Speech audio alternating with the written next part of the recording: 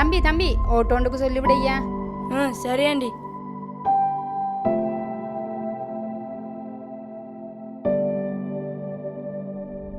நீங்களா பிள்ளை ஆட்டாக்க சொன்னீங்க? ஓ அந்த உடுப்பு கடையை கொஞ்சம் விடுங்களேன், துணி எடுக்கணும். சரி ஏறுங்க.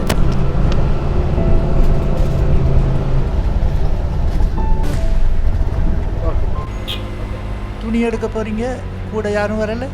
இல்ல அண்ணே இவர் சார், நான் பேங்க் மேனேஜர் கதைக்கிறேன். எங்களோட பேங்க்கில் நீங்கள் அதிகமாக அப்படி வாய்ப்பு செஞ்சுருக்கிறீங்க.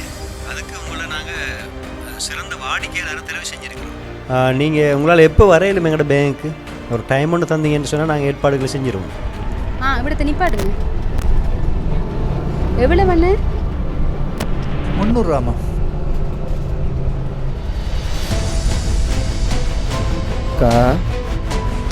கொஞ்சம் இருப்பா தாரேன்.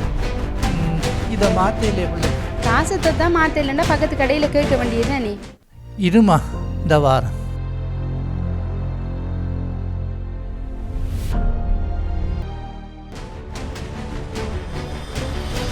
தம்பி இதை கொஞ்சம் மாற்றி தரணுமா? இங்க பாரு, இவருக்கு 2 காலம் இயலாதோட தொழில் செஞ்சு சம்பாதிக்கிறாரு. உனக்கு நல்லா தானே இருக்கு, கையும் காலும் நல்ல இளமையான வயசு, வேற வேலைக்கு போய் சம்பாதிக்கலாம் தானே. இப்படி பிச்சை எடுக்கணுமா ரோட்ல நின்று? இந்தாப்பா காசு. அப்ப கை நட்டுறதை விட்டுட்டு வேலைக்கு போ.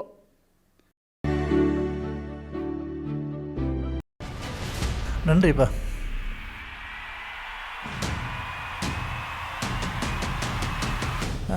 இந்தாங்க 700 ரூபா இருக்கு, சரியான்னு பார்த்துக்கோங்க. உங்களோட காசு சரியா? சரி பிள்ளை, சரியான்னு பார்த்துக்கோங்க. சரி.